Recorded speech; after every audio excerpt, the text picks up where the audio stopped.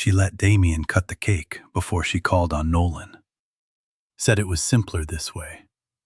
Said the children were getting restless, and Nolan always needed a little more time with things now. A few people smiled the careful smile people use when cruelty has been dressed up in practical language. Damien stood beside Ella with one hand on the knife and the other resting lightly at Vanessa's back, as if he had earned the right to occupy that space. Ella looked across the garden at her father, with the wide, apologetic eyes of a child learning too early that adults can move love around in public and still call it kindness. Nolan lifted his glass, said, "Happy birthday, baby," and settled back into the quiet of his chair like a man who had already survived something larger than the room. Nolan Hayes woke before the house did. That had been true of him long before the wheelchair, long before the surgery, long before the life he had built with such care began to reorganize itself around everyone except him. He woke in the kind of hour that still belonged to no one. The dark before dawn. The hush before appliances began their little mechanical speech. The air before perfume and coffee and conversation and performance entered it.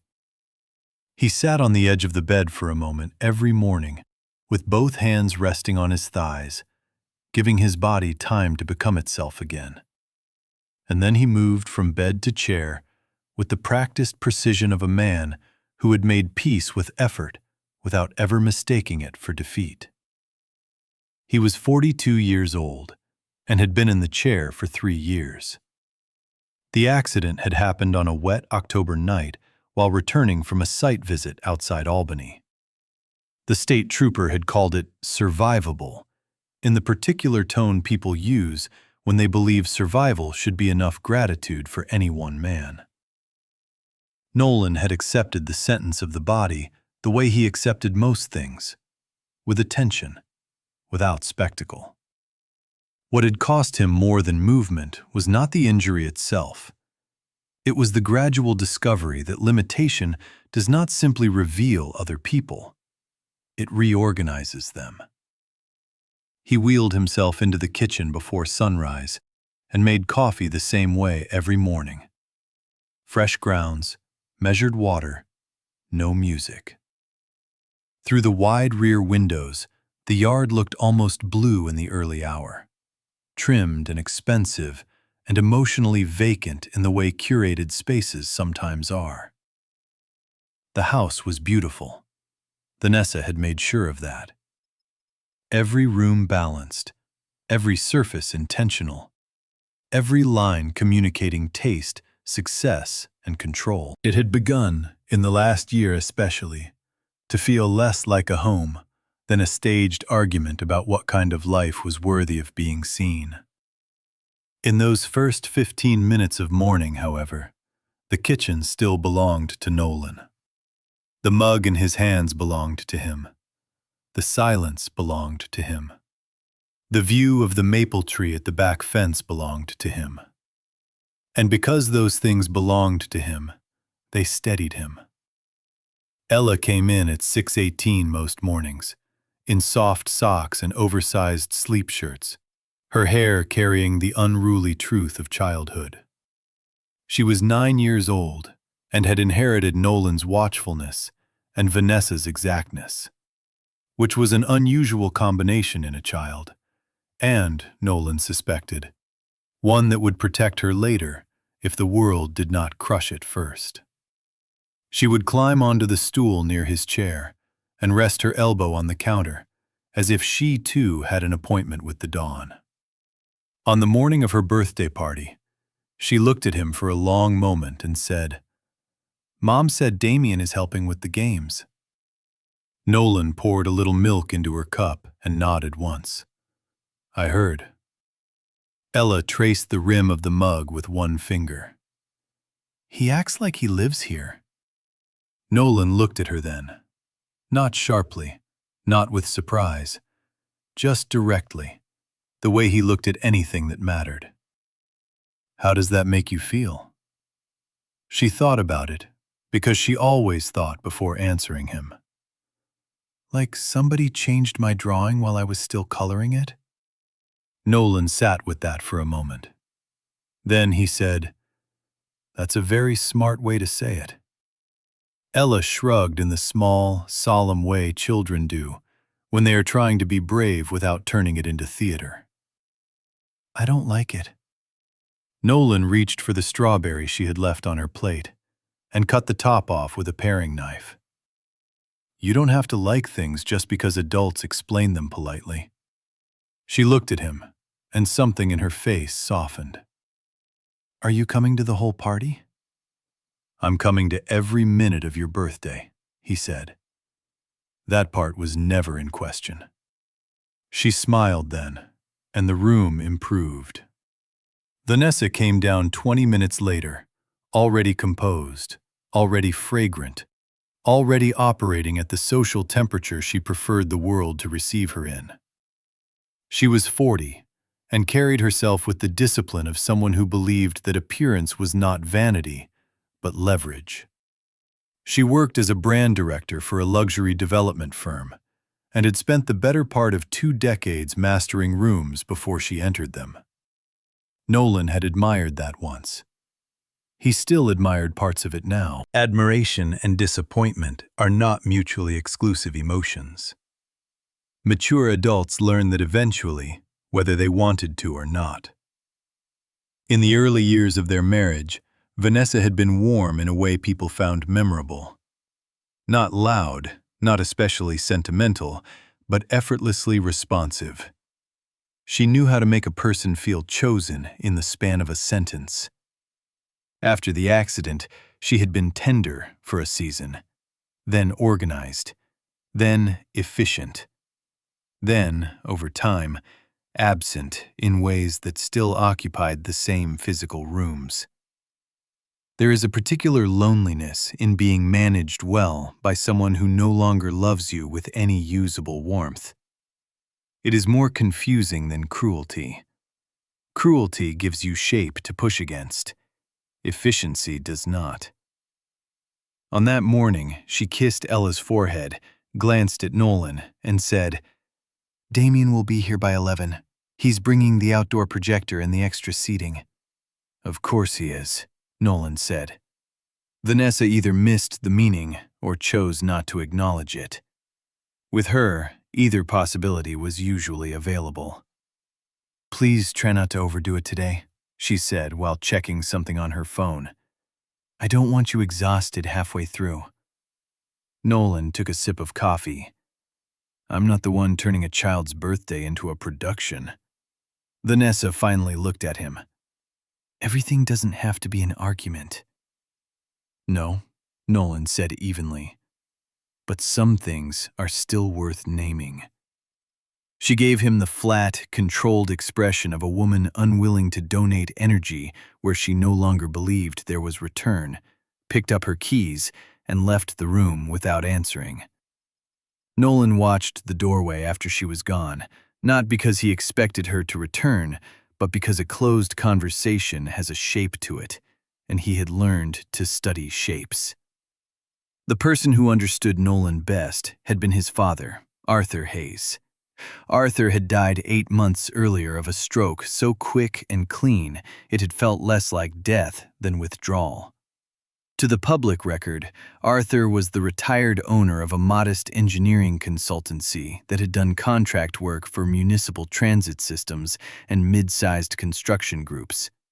He wore old wool coats in winter, drove a sensible sedan until the engine nearly surrendered, and kept a fountain pen in the inner pocket of every jacket he owned. People assumed what they usually assume about men who do not advertise themselves, that there is less there than there actually is.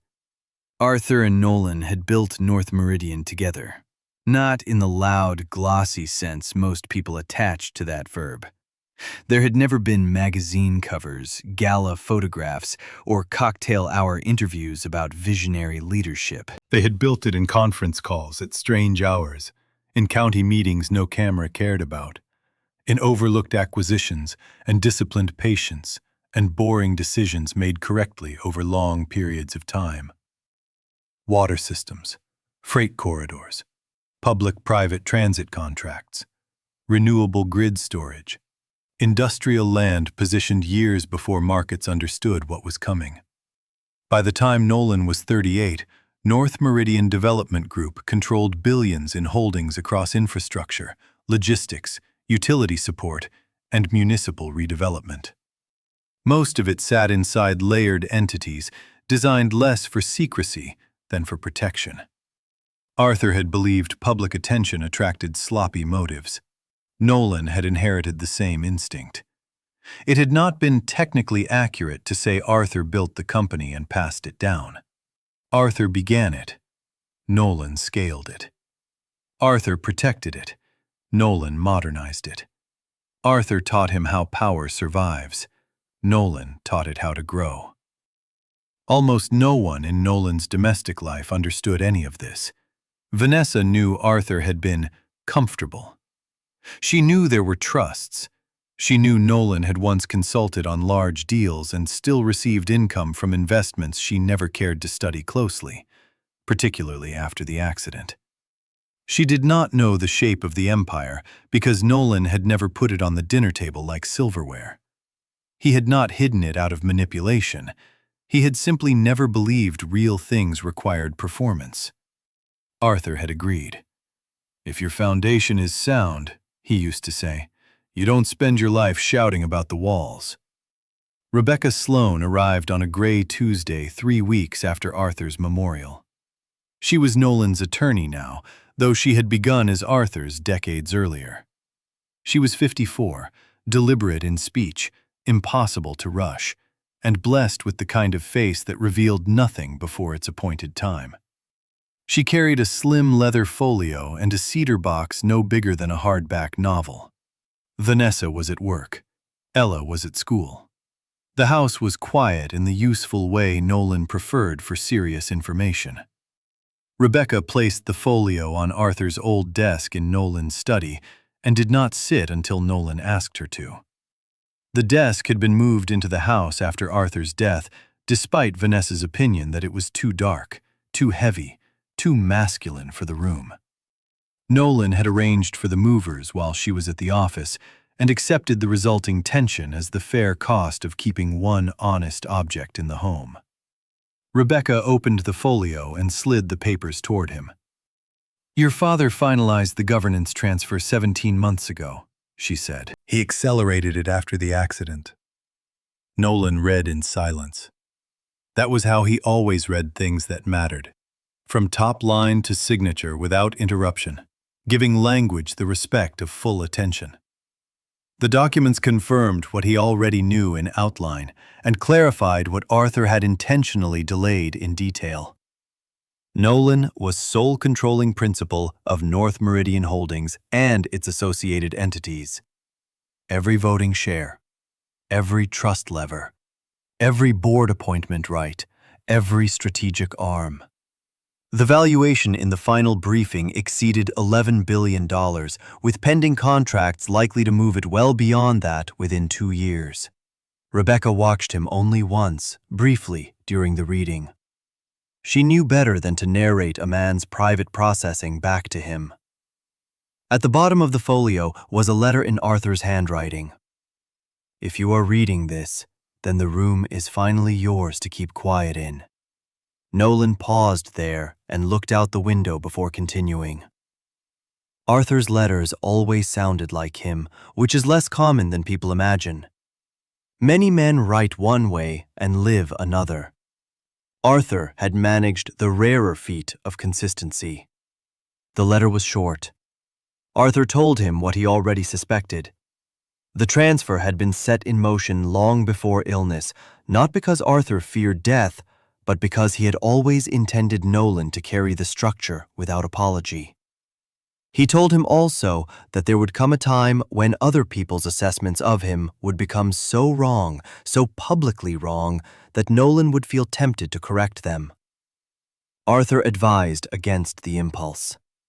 Let people reveal the full shape of themselves before you move anything, the letter said. Information matures in silence. Inside the cedar box lay Arthur's fountain pen and a signet ring Nolan had seen on his father's hand every day of his childhood. Not gold, not showy. Heavy platinum, engraved with the North Meridian compass mark. Nolan lifted it and turned it in his palm. It was cool and exact and unexpectedly human in weight. He slipped it into his jacket pocket and left it there. Rebecca asked, "How would you like to proceed?" Nolan rested one hand on the folio. Quietly, "I assumed you might say that." "There are things I need to understand first." Rebecca nodded. "Then understand them. I'll move only what you authorize." After she left, Nolan sat alone at the desk for nearly an hour. He thought about Arthur's hands, Arthur's pen, Arthur's deliberate refusal to live theatrically in a culture increasingly addicted to self-announcement. He thought about the accident, the hospital. Vanessa, asleep upright in the plastic chair on the third night, one hand on his blanket. He thought about the fact that grief does not just mourn what is gone, it remeasures what remains. The weeks after that acquired a texture Nolan would later remember as the season of noticing. Damian Reed entered their life the way many disruptions do, as logistics. Vanessa's colleague. Vanessa's closest collaborator on the Harbor Glass account. Vanessa's solution to practical problems. He was 44, broad-shouldered, socially agile, and moved through rooms with the unexamined confidence of a man accustomed to being welcomed before he had earned anything. He had the polished manners of expensive schools and the moral self-certainty of someone who had seldom paid a price for taking up more space than belonged to him. At first, he was mentioned, then invited, then expected. He brought files one evening because Vanessa had to prepare for a presentation. He stayed for dinner because traffic was terrible and the meeting had gone late. He arrived on a Saturday with cold brew for Vanessa and a puzzle for Ella because he had remembered she liked space things. He began referring to parts of the house by shorthand, as people do when they are rehearsing ownership in their minds. Nolan watched all of it the way he watched rain collect along the edge of a window, without emotion at first, because pattern precedes conclusion, and he had trained himself not to confuse the two. What concerned him more than Damian, at least in the beginning, was Marcus Bell. Marcus had been Nolan's closest friend since university. Easy smile, expensive laugh. A natural social translator, the kind of man who made tension seem temporary simply by stepping into it. Nolan had loaned him money twice over the years without paperwork, introduced him to people, covered for him once when a bad investment should have cost him more professionally than it did. Marcus had been the sort of friend men believe in from long familiarity rather than close inspection. He adjusted to Damian with suspicious speed. Not dramatically. Marcus was too socially literate for that. The movement happened in subtle increments. He laughed sooner at Damian's jokes than he needed to, deferred to Damian's reading of rooms, directed more conversation toward him than toward Nolan, especially when Vanessa was present. Nolan recognized the shift not because he was paranoid, but because he had spent most of his adult life reading incentives in rooms where large sums depended on people pretending not to have them. Information matures in silence, Arthur had written. So Nolan kept collecting it. Ella did not like Damian. That became clear in dozens of small ways children rarely know they are revealing. She would answer him politely, but not build on the answer. She accepted gifts and then forgot them in the mudroom. When he asked about school, she looked at Nolan before responding, as if checking where her actual center of gravity remained. Once, after Damien left, she climbed into the wide reading chair beside Nolan's desk and said, "He always talks like he's trying to win a prize." Nolan looked up from the file in his lap. "That's also a very smart way to say it." "Mom laughs different with him." "Yes," Nolan said. "Do you hear it too?" "I hear everything, baby." She nodded as if that answer restored something. Then she unrolled a drawing across his desk. It showed a city skyline with a river under it and a wheelchair on a rooftop facing the lights.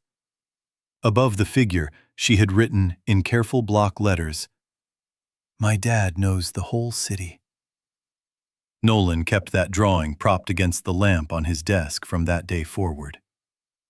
The humiliations came slowly enough that each one, by itself, might have been defended by anyone invested in not seeing clearly. Vanessa changed Ella's school emergency pickup list and added Damien's name before asking Nolan. He learned because Ella mentioned it casually while peeling the label off a juice bottle. Vanessa booked a spring father-daughter dance rehearsal and told the school Damien would accompany Ella, just in case Nolan wasn't feeling up to it. Nolan found out because the confirmation email arrived in the shared family inbox. Damien fixed a cabinet hinge in the kitchen one Sunday and accepted Vanessa's praise with the satisfied expression of a man enjoying the optics of usefulness in another man's home. Marcus started calling Damien the guy who gets things done, once with Nolan sitting 6 feet away. The most corrosive change, though, was Vanessa's grammar. She began speaking about Nolan in the third person when he was present. "Nolan's had a long week.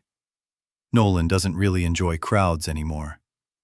Nolan's more comfortable if things stay simple."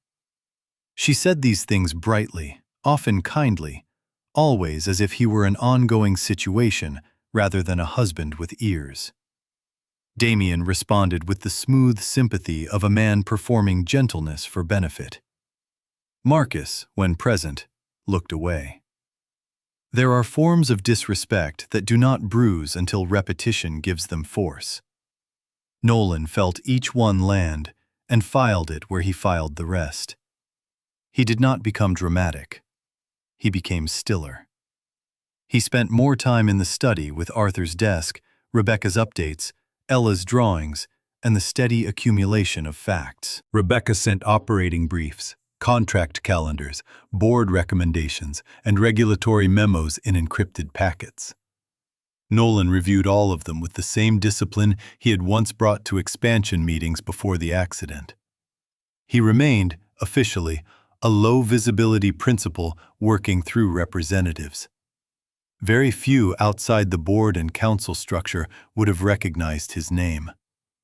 That was changing soon, though not by accident. A consolidation filing tied to a federal infrastructure compliance framework would disclose beneficial ownership of several major North Meridian entities within the next quarter. Rebecca had flagged it months earlier. Nolan had approved the timing. He had not planned it as revenge. Revenge is too theatrical a motive for a man built as Arthur's son had been built. He had simply seen no reason to prevent reality from becoming public when public reality was finally due. Ella's birthday arrived under a hard blue sky and a wind soft enough to keep the balloons obedient.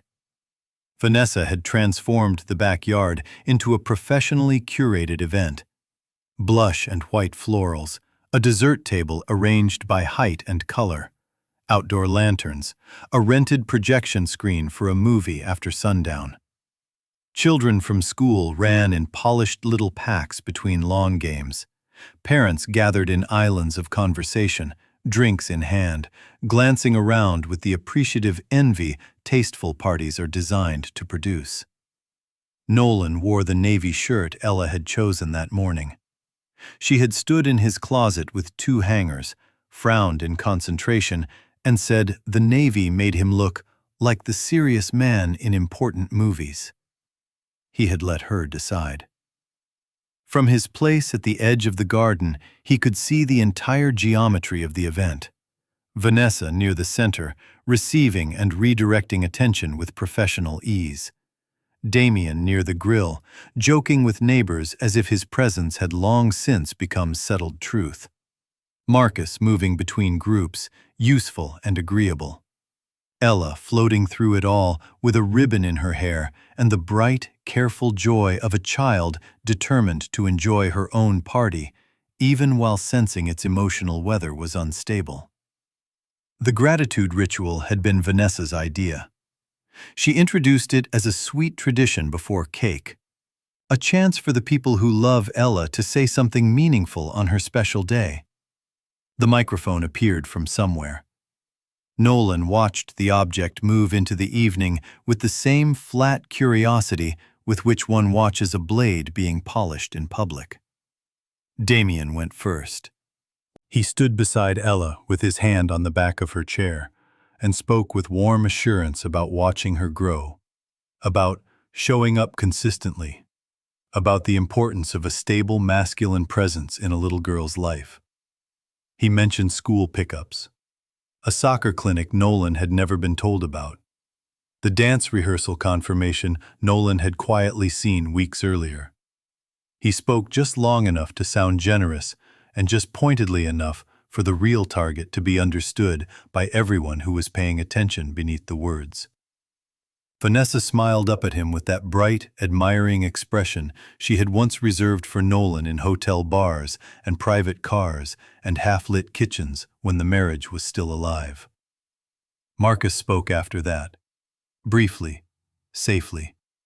He called Ella special and Vanessa an incredible mother and said something vague about community. He avoided looking directly at Nolan until the final sentence, when he lifted the microphone toward him and said, "And of course, Nolan, Dad should say a few words." There was a pause, very small, very complete. Vanessa laughed softly for the nearest adults to hear. "Let him take his time," she said. "You know, Nolan, big moments can be a lot." It was expertly done. Not crude enough to offend bystanders, gentle on the surface, devastating in function. Nolan accepted the microphone. He did not speak right away, and because he did not, the silence itself became a thing in the garden. Not awkward, not weak, just present. He let his gaze rest on Ella and nowhere else. He could feel the signet ring in his jacket pocket, cool against the lining. He could feel Damien's expectation, Vanessa's anticipation, Marcus's shame, though only one of those emotions interested him. "Happy birthday, sweetheart," he said. His voice carried cleanly. "You are the best part of every room I enter. Don't ever let people confuse who is loudest with who loves you most." Ella's eyes widened a little. Nolan smiled at her, small and real. "I'm proud of you," he said. "That's all." He handed the microphone back. Ella stood up before anyone else moved and crossed the grass to him. She wrapped both arms around his neck and held on without self-consciousness, without consultation, without any of the social calculations the adults around her had spent the last year practicing like a language. Nolan put one hand on the back of her head and closed his eyes for half a second. The party continued after that, because parties do. Cake was sliced. Children yelled at nothing. Damien resumed his place near the center. Vanessa laughed too brightly. Marcus refilled glasses, but the moment had already divided the evening into before and after. When the last lantern had been switched off and the yard had surrendered itself to darkness, Nolan sat alone in the study with his navy sleeves rolled to the forearms and Arthur's pen in his hand. Rebecca's latest memo waited open on the desk. The disclosure filing had a date now. He called her at 11:17 p.m. She answered on the second ring, as if she had been awake and unsurprised to hear from him. "Move it forward exactly as scheduled," he said. "Are you certain?" "Yes." There was no satisfaction in his voice, no injury, just decision. Rebecca was quiet for a moment. Then she said, "Understood." The filing went live on a Thursday. It was the sort of administrative disclosure that almost no normal citizen ever reads, and every serious financial reporter scans as a matter of routine. North Meridian's consolidation of 6 regional infrastructure entities required a public beneficial ownership release under updated federal transparency rules. Buried inside the filing, though only briefly buried as it turned out, was the name Nolan Hayes, listed as founding strategic principal, controlling chair, and majority beneficial owner across the holding structure. The valuation attached to the consolidated entities was $12.4 billion, excluding 2 private energy storage vehicles still undergoing separate review. A business reporter in Chicago ran the piece first, at 6:41 a.m. The article was dry in tone and explosive in implication. Reclusive chair revealed behind multi-billion-dollar infrastructure group. It included an approved portrait Rebecca had arranged months earlier in a conference suite Nolan had visited without ever mentioning it to Vanessa. In the photograph, he wore a charcoal jacket, sat at the head of a long walnut table, and looked into the camera with the unhurried calm of a man who did not need the image but had consented to it. By mid-morning, the story had moved through national financial wires, regional business press, and local media, hungry for any angle that translated large numbers into human narrative. Nolan did what he usually did at 6:41 in the morning. He made coffee. Rebecca called at 7:05. "It's moving quickly," she said. "As expected?" "Faster." Nolan glanced at the article on the tablet beside the toaster. Ella's school photo magnet held a grocery list beneath it on the fridge. Sunlight had begun to collect at the edge of the sink. "Is there any issue?" "None." "Then let it move." Vanessa was at brunch with Damien when the alert hit her phone. Later, Marcus, who had rediscovered Nolan's number with admirable speed, would tell him she read the headline once, then again, then sat so still Damien asked if she was unwell. Nolan did not need the report to imagine it. He could see it for himself easily enough. Vanessa's fingers tightening around the stem of her water glass, her brain recalibrating every conversation in the last 3 years, every assumption she had converted into behavior, every tiny dismissal now forced to stand under completely different lighting. Damien read the article in full before he understood the worst part of it. The worst part was not the money. Men like Damien understand money quickly. It was the timeline. The article made clear Nolan had not stumbled into a dormant inheritance after becoming disabled. He had built the company's strategic architecture over 2 decades. Arthur had protected operational anonymity, yes, but Nolan had been the mind behind North Meridian's expansion into utilities, transit corridors, public redevelopment, and energy. The chair in the photograph was not symbolic. Damien had not been standing beside a broken afterthought at a birthday party. He had been standing inside another man's world and rehearsing ownership of it aloud. Marcus called that evening with the tone of a man trying to sound unchanged while repositioning at speed. "Brother," he said, as if volume could repair history. "I had no idea." Nolan sat at Arthur's desk with Ella's city drawing propped in the lamplight. "No," he said. "You didn't." Marcus laughed once, thinly. "You should have said something." Nolan considered that sentence. Then he said, "Should I?" Marcus did not answer immediately, which was answer enough. After the call ended, Nolan wheeled to the shelf, took down the cedar box, opened it, and lifted Arthur's ring into his palm. He held it there a long time, before putting it back on his finger, for the first time since Arthur's funeral. The social consequences arrived in waves. Neighbors who had spent 3 years offering Nolan the finished sympathy reserved for diminished men now greeted him with investigative warmth. Former colleagues surfaced with messages written in the strange dialect of professional respect rediscovered after valuation. Vanessa's sister called twice in one day and left 2 voicemails pitched carefully between concern and curiosity. Damien sent one text, "We should talk like adults," and received no reply. Vanessa did not come home until almost 9 the night of the article. Ella was upstairs asleep. The house was dim except for the light in the study. She stood in the doorway for several seconds before speaking. Nolan did not look up right away. He was reading a project brief on school modernization contracts in western counties. When he finally lifted his eyes, Vanessa's usual polish had not disappeared exactly. It had been interrupted. "Why didn't you tell me?" she asked. Nolan closed the folder and folded his hands.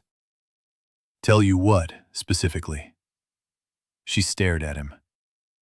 "Don't do that." "Do what?" "Answer me like I'm a stranger." He almost smiled at the irony and did not. "Vanessa, for a long time now, you've treated me like a condition in the house. Stranger would be an improvement."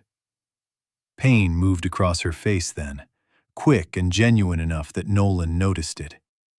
He did not enjoy noticing it. He also did not look away. "I knew your father had money," she said. "I knew there were investments. I did not know this." "No," Nolan said. "You knew the version that required the least attention." She came farther into the room. "That's unfair." "Is it?" Vanessa opened her mouth and then stopped. The most dangerous moments in adult conversations are often not the loud ones. They are the moments when a person sees, all at once, that the defense they prepared does not fit the actual facts. After a while, she said, "Was any of our life real?" Nolan's expression changed very slightly at that. Not softer, just sadder. "That question says more about you than it does about me." She stood there in the pool of lamplight, one hand gripping the back of the leather chair opposite him. "I did love you." "I know," he said. "At one point, I know." "And now?" Nolan looked at the desk, Arthur's pen, Ella's drawing, the open brief. "Now I think you loved the version of me that fit the life you could explain." Vanessa's breath caught on something between anger and grief. "And Damien?" Nolan met her eyes. "You tell me." She left the study without answering. North Meridian had already committed, through an educational access arm Vanessa had never paid attention to fund a major expansion at Ella's school district. A new performing arts center, adaptive learning wing, and mobility-friendly campus redesign. The public announcement had been scheduled months before the ownership disclosure and now, because of the sudden press interest, had become a larger event than the district originally intended. Reporters would be there, board members, donors, local officials, parents. Vanessa knew about the event because her firm had been contracted to handle branding collateral for the school foundation gala tied to the announcement. Damien knew because he had helped pitch the visual package. Neither understood until the official invitation list circulated that Nolan would be the central speaker and principal benefactor. The gala took place 19 days after Ella's birthday in the glass atrium of the City Museum. String lights hung above polished concrete floors, white tablecloths, low floral arrangements, children's artwork mounted along the entry wall. Vanessa stood near the donor display in a black dress that communicated steadiness even if the woman inside it no longer fully possessed that quality. Damien stood beside her in a dinner jacket, speaking to a board member with the careful over-calm of a man trying not to appear recalibrated. Marcus lingered across the room with a whiskey he did not seem to be enjoying. Ella was there in a navy dress and silver flats, moving between adults with her usual observant gravity. When she saw Nolan enter through the east doors with Rebecca and 2 board members, she broke into the only unguarded run of the evening. The room felt him before it fully turned toward him. That was the thing Nolan remembered later, not surprise exactly, but the shift in social pressure. People who had filed him under one category suddenly reassigning him under another. It happened not because he announced himself differently, but because reality had altered the room's understanding of what they were seeing. Nolan wore a dark suit tailored for the chair and Arthur's ring on his right hand. He moved through the atrium with neither hurry nor performance, pausing first for Ella, who reached him breathless and smiling. "You came first this time," she said softly. Nolan touched her cheek. "I was always coming first. It just took some people longer to notice." She grinned at that. The district superintendent greeted him with real respect, not ceremonial empathy. A transportation commissioner asked a substantive question about corridor redevelopment.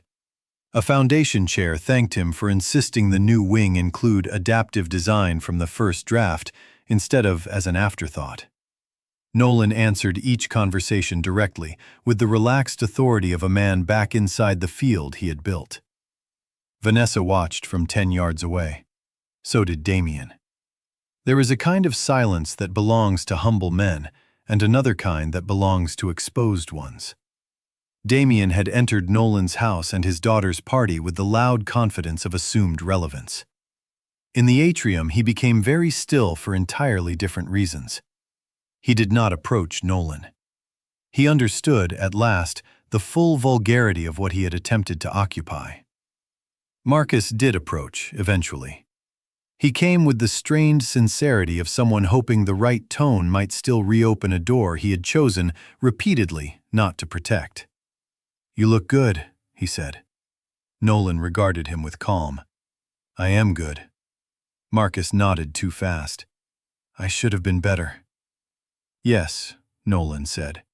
He did not say it cruelly. That is what made the sentence difficult to survive. The speeches began after dinner. The superintendent spoke first, then a city council member. Then Rebecca, briefly, on behalf of the North Meridian Education and Access Fund. When Nolan's name was announced, the room rose, not all at once, but quickly enough to become a standing ovation before half the attendees realized they were participating in one. Nolan wheeled to the stage under a wash of amber light and set his notes on the podium, though he barely looked at them. Through the first rows, he could see Vanessa's face lifted toward him, unguarded in a way he had not seen in years. Damien sat beside her, with his hands clasped too tightly. Ella sat between 2 teachers, with both palms pressed together under her chin, not anxious, just full. Nolan's voice, when it came, was quiet enough that the room had to earn it. "My father used to say that the best structures are the ones people rely on every day, without needing to be reminded who built them." A few people smiled. He believed bridges should feel inevitable. Water should arrive cleanly. Buildings should welcome children who need extra space without making them ask for it. He believed dignity belongs in design. So do I. He spoke for 12 minutes, about access, not charity, about public systems that either communicate value to ordinary families or teach them they were afterthoughts, about the fact that mobility is not a niche concern and children notice exclusion long before adults admit it exists. He thanked the district. He thanked Rebecca and the North Meridian team. He thanked the teachers by name from the advisory panel Ella had insisted he listen to. He never once mentioned the article, the money, the birthday party, or the room full of people who had reclassified him the moment numbers became attached to his name. At the end, he looked toward the children's artwork along the far wall. My daughter once drew a city and told me I knew the whole thing, he said. The truth is simpler. I've just spent a long time paying attention to what people need in order to move through the world with some measure of grace. If this building gives even a little more of that to the children who enter it, then it's worth every dollar. When he finished, the applause was not loud at first. It was full. Then it grew. Afterward, the room reorganized itself around him. School board members, journalists, donors, parents who had never before spoken to him for longer than 30 seconds near pickup, now asking thoughtful questions about inclusive design and district investment. Nolan answered them all without guarding his time too harshly. Public clarity, he had learned, creates administrative obligations.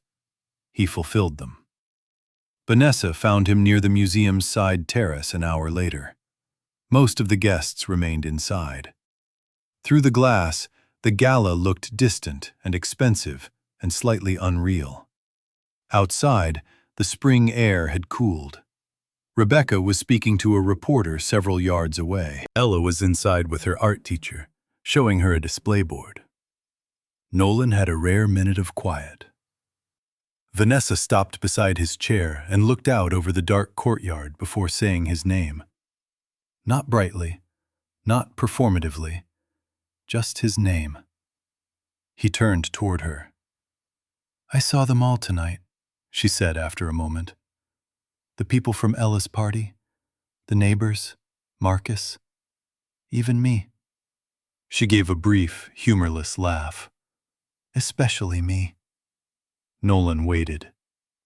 "I kept replaying the microphone," she said. "The cake, what I said." She swallowed. "I thought I was adjusting to circumstances. I told myself I was surviving something hard. But I was reducing you, little by little, until it felt normal." Nolan said nothing. Silence can be mercy if you use it carefully. Vanessa looked at him then, fully.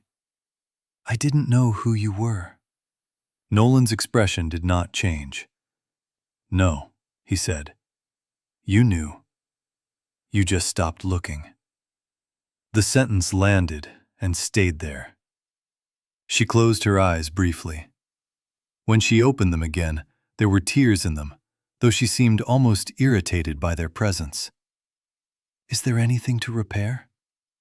Nolan thought of the hospital chair, the school form, Damien's hand on the knife, Ella's face across the lawn, Arthur's letter, Rebecca's folio. 3 years of being interpreted downward in his own house. "There are things to do correctly," he said. "For Ella, for the truth. Repair is a different question." Vanessa nodded once, because sometimes adulthood offers no argument more dignified than accepting a sentence accurately delivered. "He's gone," she said quietly. Nolan did not ask for clarification. "I ended it last week," she continued. "It already had the smell of a mistake before the article. The article just removed my ability to lie elegantly about it." For the first time that evening, Nolan looked almost tired. "I'm not interested in punishing you, Vanessa." "I know." "I'm also not interested in pretending this was small." She lowered her gaze. "I know that, too." Ella came out onto the terrace before either of them could say more. She had a folded paper in her hand. "Dad," she said, "I made something." Nolan held out his hand, and she placed the paper in it with ceremony. It was a quick marker drawing done on the back of a program. A stage, a crowd, a man in a chair at the center, and rows of faces turned toward him.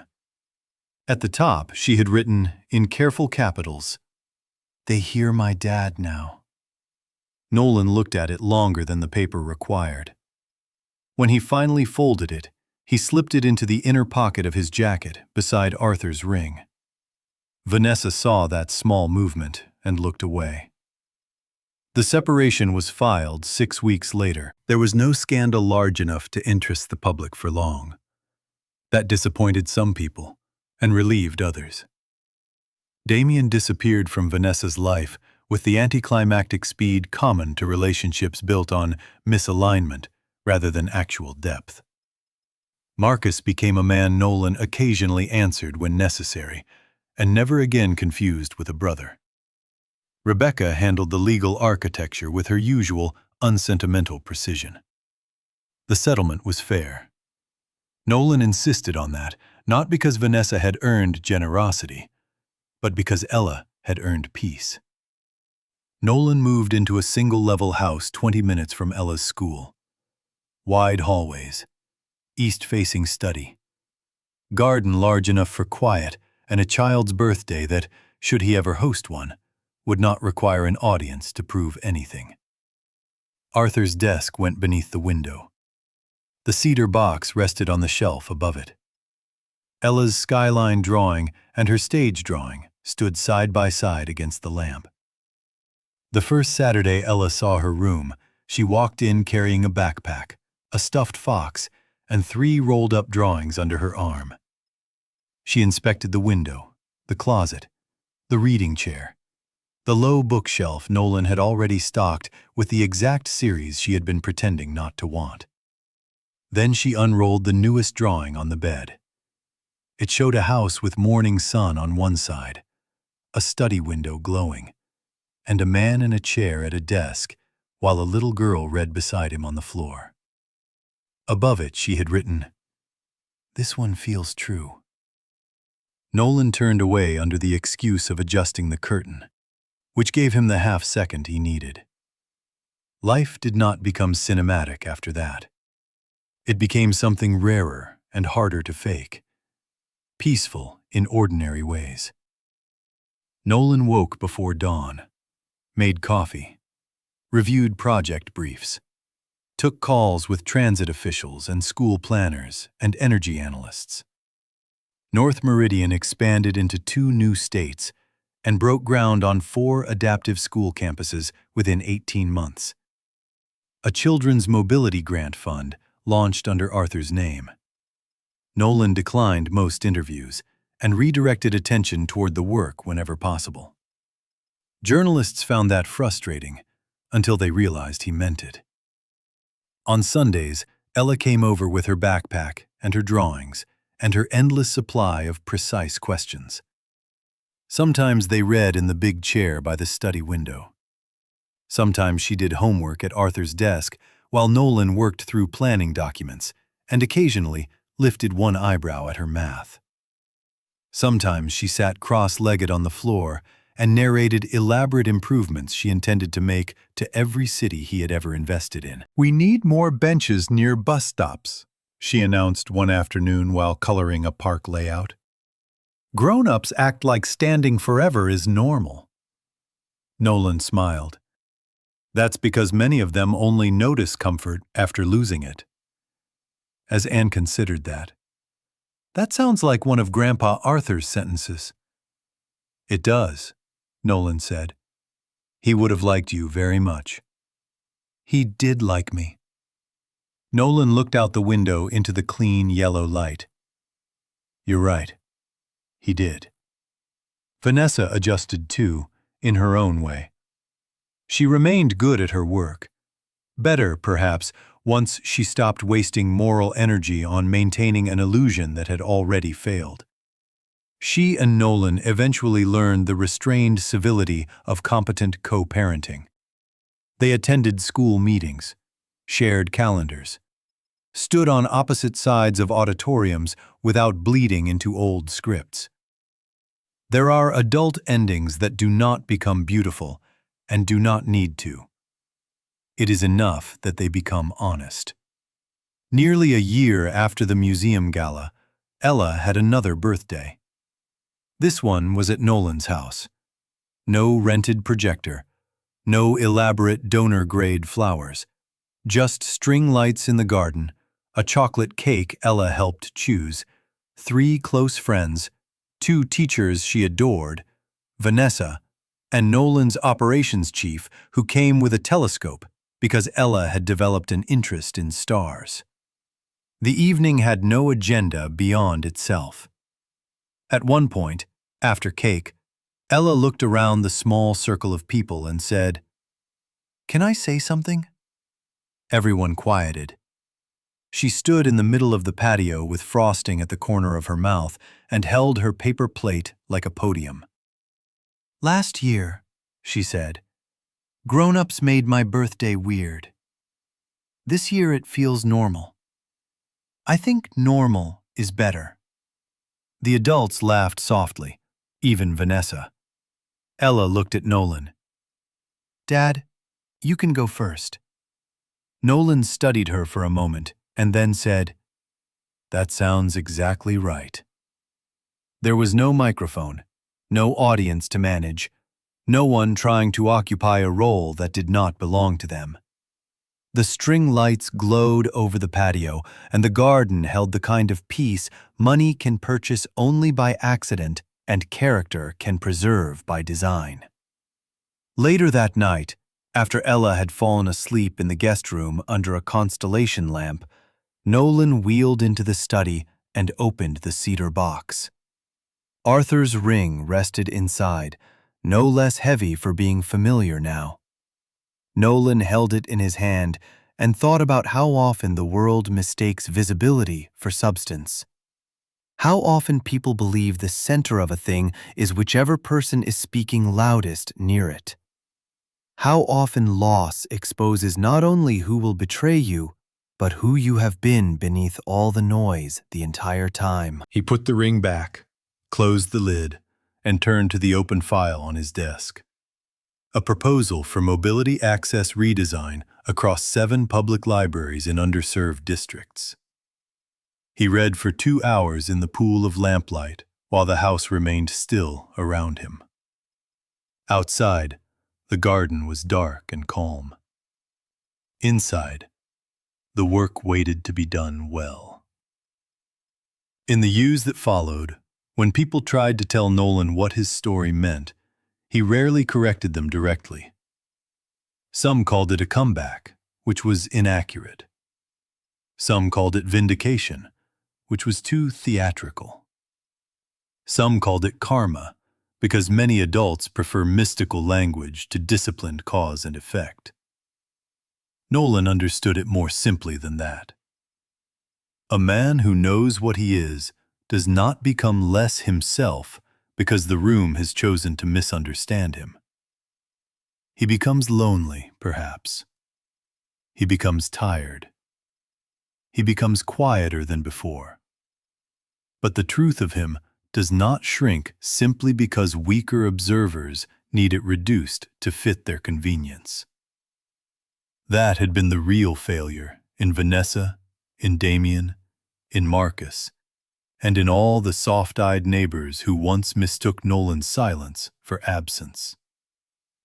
They had not merely misjudged his finances. They had misjudged the architecture of character. They thought usefulness was the same thing as depth. They thought mobility was the same thing as strength. They thought visibility was the same thing as value. They were wrong in all the ordinary ways people are wrong when they stop paying attention and start assigning categories instead. The world eventually corrected itself, as it sometimes does. Not because justice is guaranteed. It isn't. Not because good men always win publicly. They don't. But because reality, given enough time and enough pressure, tends to push through whatever weak design has been placed over it. Bridges sag where they were built carelessly. Lies collapse where they were relied upon too heavily. And character, real character, shows up first in private, long before it is ever recognized in public. It was there in Nolan before dawn, making coffee in a quiet kitchen with no witnesses. It was there in the hand he kept steady on the wheel of the chair when strangers looked at him too long. It was there in the way he let a child choose his shirt and treated the choice as important because she was important. It was there when another man stood in his garden and borrowed the posture of belonging, and Nolan still refused to become vulgar in response.